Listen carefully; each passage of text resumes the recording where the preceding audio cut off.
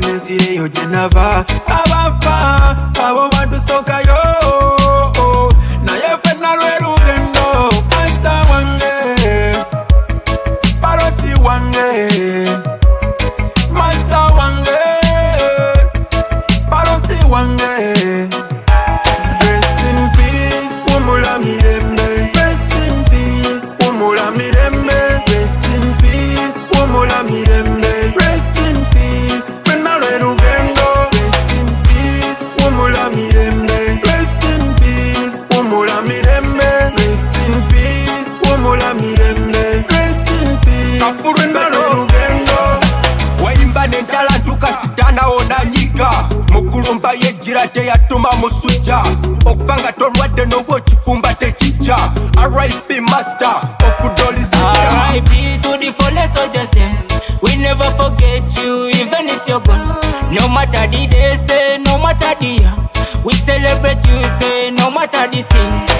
Abonero ndongole gasete igwawo kiwatuleba yuti ku mitima tolivaako atoba ne bwe nakabanja siri kusaawo kusabira annual prayer y'abakamwe. Rest in peace umula mirembe, rest in peace umula mirembe, rest in peace umula mirembe, rest in peace fenna lwerugendo.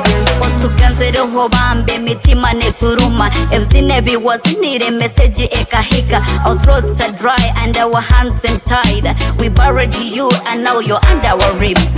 Ovudde ku maaso nosigala ku mwoyo master wange ng'ogenze mangu ondekeddani mwenensi ebintu byensinga si byangu. Nvudde mu maaso ng'amaziga siri kwerabira amasadda n'amuniga muliro nga gutusuza mu kibuga.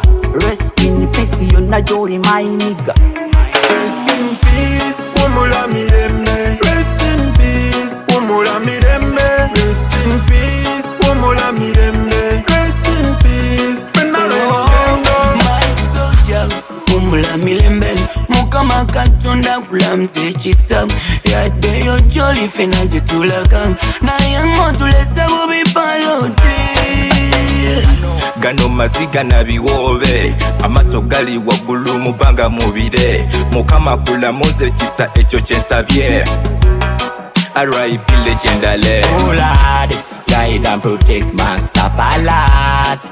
Oh God, kubanga jalaze long journey na destination.